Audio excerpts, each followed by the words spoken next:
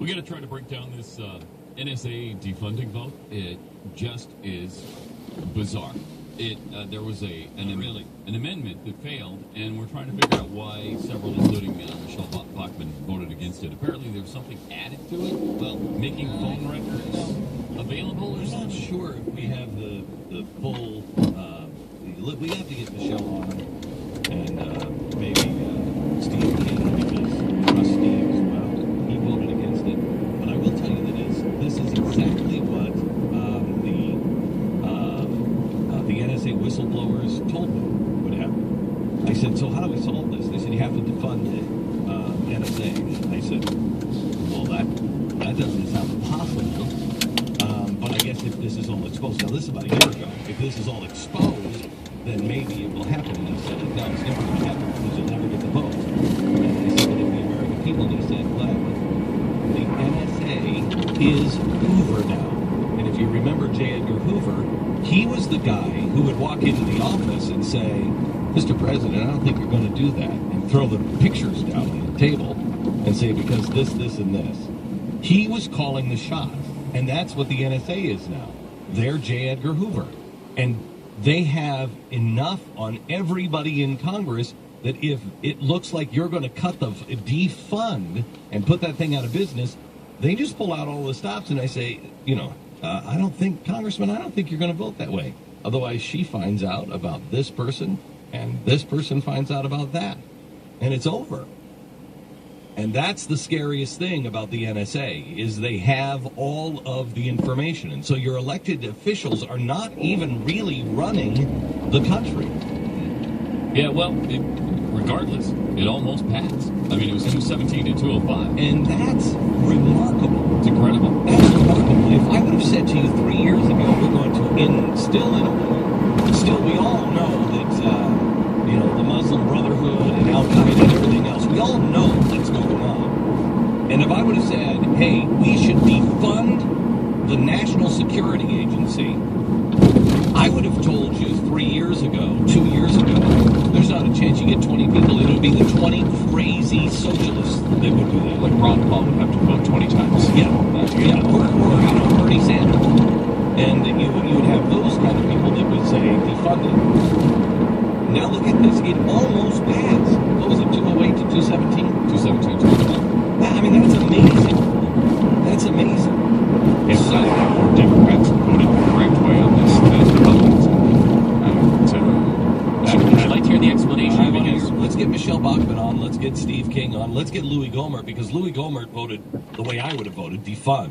Mm-hmm. But I trust Michelle and I trust Steve. So let's hear what they had to say and why they voted against it. And then you be the judge. Also, I want to talk to you a little bit about when I was in Washington a couple of days ago, what I found out from the senators about their push to end universal health care and what's really going on and how you can help. Now is the time. This is the last line of defense. The House has rejected the amendment to defund the NSA program that collects millions of Americans' phone records. The Blaze has a list of everybody that voted for and voted against, and many of our friends voted to defund, and surprisingly, many of our friends voted to keep the NSA in an intact state. I have to tell you, I don't understand that.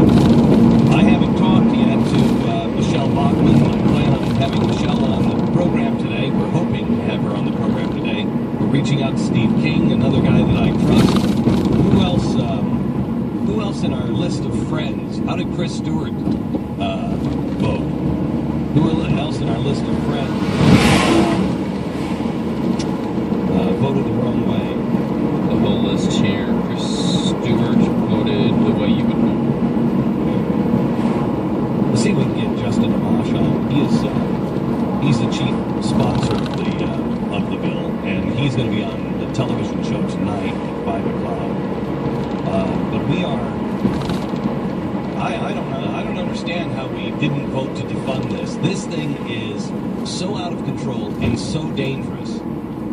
And it's turned on us. This isn't something that we're spying on the rest of the world. It's turned on us, the U.S. citizen.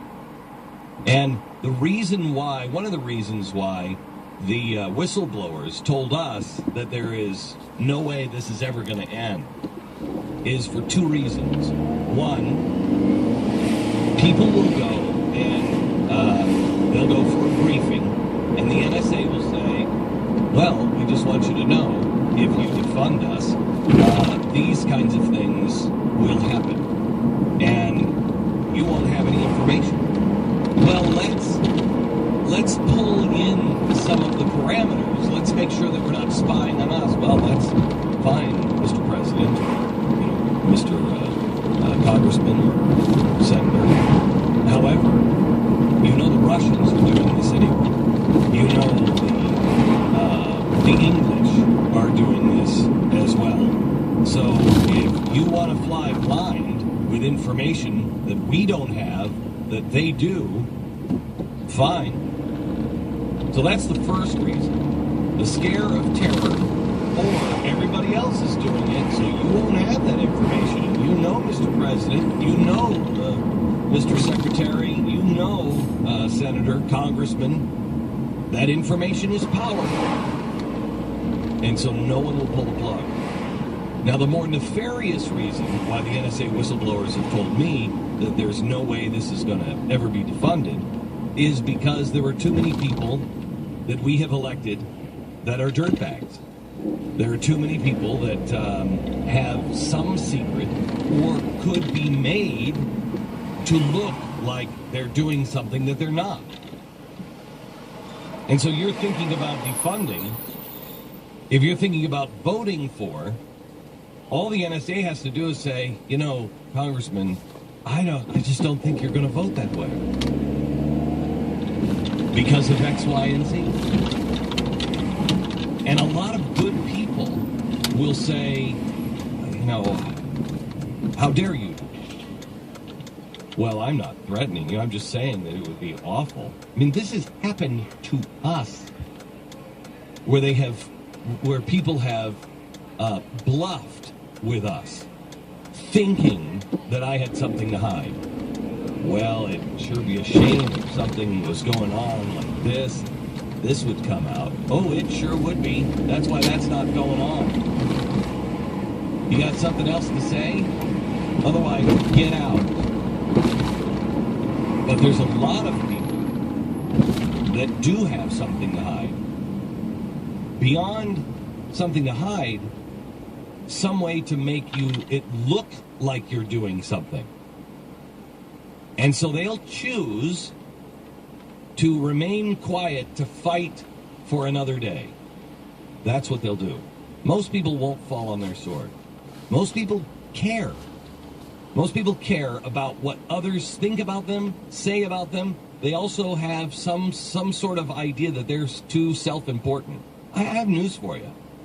We're all in this battle together. And if I may use the example of Martin Luther King, somebody said to me a few weeks ago, how can you possibly support Martin Luther King and say he was a man of God when Martin Luther King was a philanderer? Well, I don't have the NSA records on him being a philanderer. And quite honestly, I haven't done my homework on that. Let's just accept that as, yes, he was a womanizer. Let's just, for this case, let's just accept that. Okay? Right.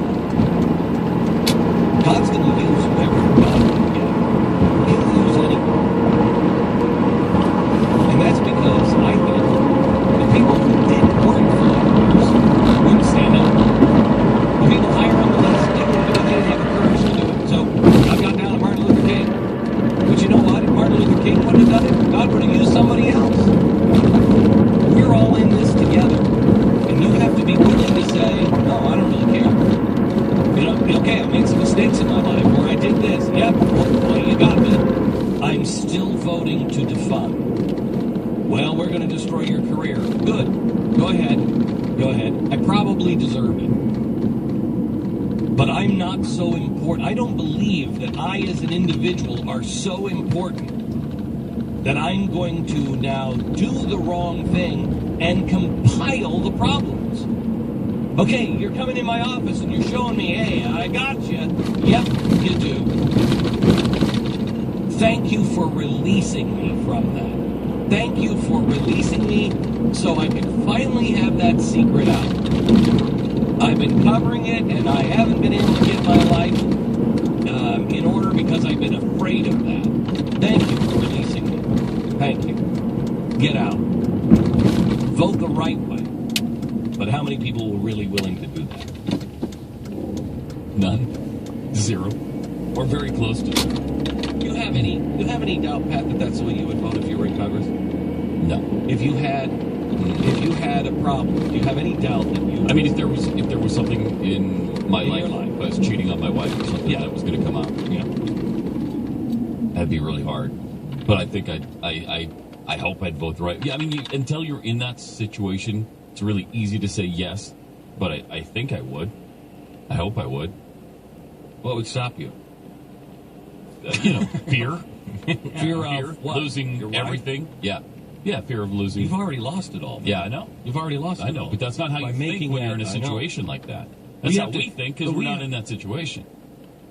No, but that's also, I mean, I have been in that situation where I've had things that I didn't want to come out. I mean, I lived a pretty dicey life. I was an alcoholic. Nobody in my life knew it except Pat. Nobody in my life knew it. I've lived that life before. And when you're in it, you think that this is going to destroy you. Stu, you were with me the day I thought I was destroying my career. Yeah. And I came out with the truth. And I said, yep, that's who I am. But I mean, that's to Pat's point. That is part of probably what has helped your career and has made you a unique personality on the air. I mean, most people don't do that. Yeah, but that's what we have to start convincing people, that the truth will set you free. I mean, the day, and you know it. So I looked at you and I said, write this day down. This is the day that I ended my career. Right? Remember that? Mm-hmm. Okay. So that's what happened to me in 1995 or 6 or 8 or whatever it was. I thought I was ending my career. But instead, the opposite is true. People are looking for, first of all, why do you think it's going to end your career when you have Elliot Spitzer and Wiener both running? And leading at the moment. We've got this picture with you and hookers and one dead hooker and you blood splattered with the knife in your hand. All right, so I'll just run for mayor of New York. It doesn't seem to matter to anybody anymore. Yeah, I don't think there's any chance that Spitzer loses in his race for city comptroller. I mean, I think there is a chance Wiener, because he's just so over the top crazy, and these things keep coming out. We haven't seen a poll since this last scandal, obviously, and I'm sure in the next day or two we will, and you'll have a better idea. You know what kills me is we are trusting New York. New York is considering trusting their money to a guy who is taking money and giving it to hookers. A guy who is so deceitful all the way around. And you're talking about trusting him with your cash. It's really insane. I mean, he went about this, I think, in a smarter way than Wiener, in that he went for a low-profile job that no one really understands and that no one knows any of his competition. I mean, the mayor of New York it's one of the most important jobs in America. I mean, it really is. It's the biggest city in America. You put it on a scale of economies worldwide, it's one of the biggest economies of all countries. This guy, imagine Anthony Weiner. We talked about this yesterday when you were out. It's like, imagine this guy with the stuff that he does. Up to now, at least a minimum of 4 months after he got kicked out of Congress, was still having these sex chats. Was having these sex chats during the time his redemptive article in People magazine came out. While it was happening, they started a week before the article came out. The guy that's psychotic. imagine him having the power of Michael Bloomberg in the city. I mean, look what Bloomberg's done with it. Imagine if Anthony Weiner gets that power, what he will do. I mean, hide your daughters. Who knows what will happen in this city if this guy gets control of it. And speaking of daughters, let me quickly go to character matters and how we are not paying attention at all because of parties or spin. The story out of Texas with the 13 illegals Who raped a 13-year-old girl. who gang raped for hours a 13-year-old girl. You know, the Associated Press doesn't even include the fact that they're illegals. This story is getting no traction. This is your 13-year-old daughter gang raped by a group of men. Only 2 have been arrested. We don't know anything else about anybody. Nobody. We could find these guys and put them behind bars. But because of political correctness, because it hurts the agenda of going after an illegal alien, these guys are walking around with no fear. No fear. And it's a 13-year-old girl that's just been raped. My gosh, what is wrong with us? Now imagine a guy like Anthony Weiner who has everything to hide and doesn't really care about anything, doing all kinds of things. I mean, these are the things that we know about. Do you think he's willing to put up with? Do you think he's willing to turn a blind eye towards it? That's just, this guy, there's no honor. No honor. No integrity. No, we talked about this yesterday, that if New York elects this guy, knowing what we know about him,